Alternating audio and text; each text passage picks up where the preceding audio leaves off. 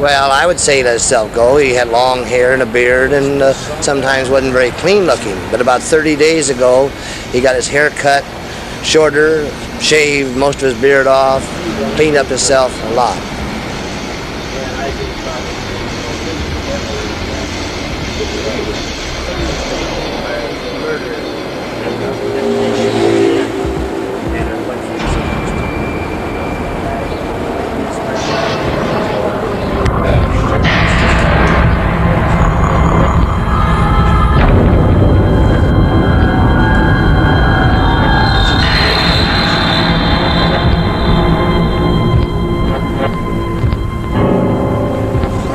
Just, kids who were playing ball, they had a, pickup team made up of alumni from that. The impressions they gave were that he was kind of a quiet individual, withdrawn, one who was non-violent variety, definitely, and, he's never involved in any fights or anything of that sort, and yet they all seem to say that he acted rather strangely during his last 2 years in high school and indicated that there'd been some involvement with drugs that might have been responsible for his strange behavior. Richard Trenton Chase went by the name of Rick. He went to high school here, Miraloma, where he graduated in 1968. Why did you resist the testing so early in the case? Well, I don't resist the testing. I would rather be the person employing the psychologist myself and obtaining the reports myself before I allow the prosecution to get into the case in that fashion. And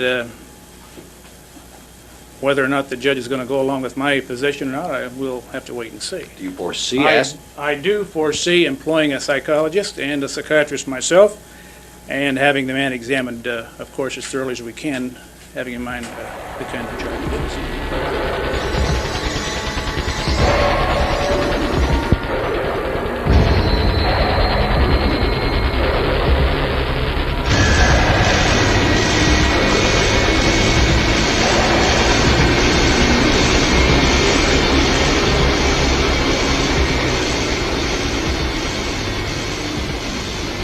Don't yawn now, Gene. He could be on you. Basically, I'm going to mention the letters. Is that okay? Can you get Connie over there without my getting in the way? But I will mention the letters, too. You think they'll arrive today? You've said you had a very definite feeling about Rick Chase. At the time, I told my immediate and distant superiors that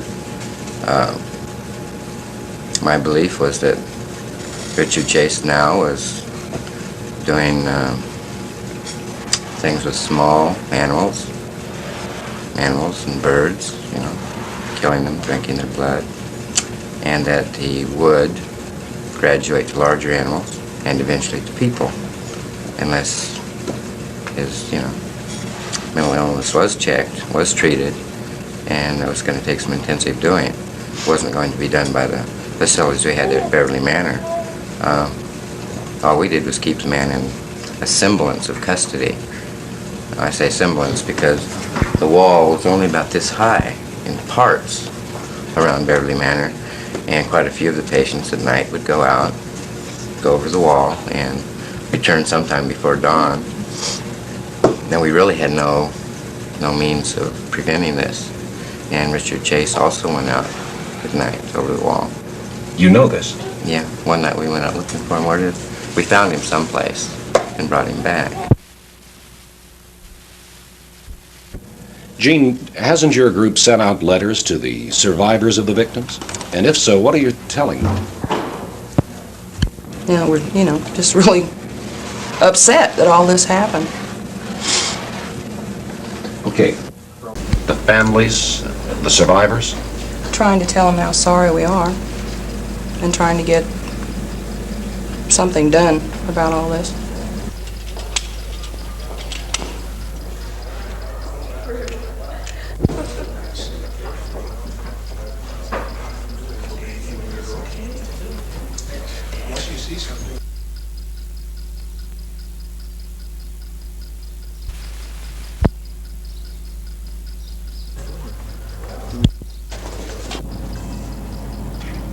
on Monday and will take some time as this case enters its 16th week.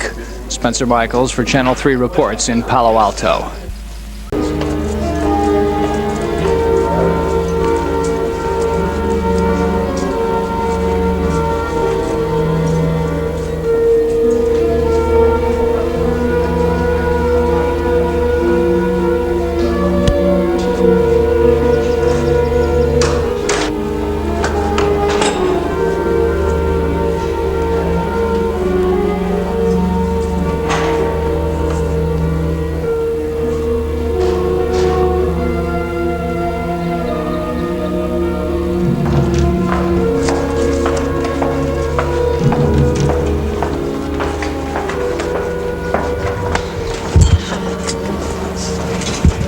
Within 10 days, Richard Chase will be taken from the jail here to San Quentin State Prison, where he will be housed on condemned row.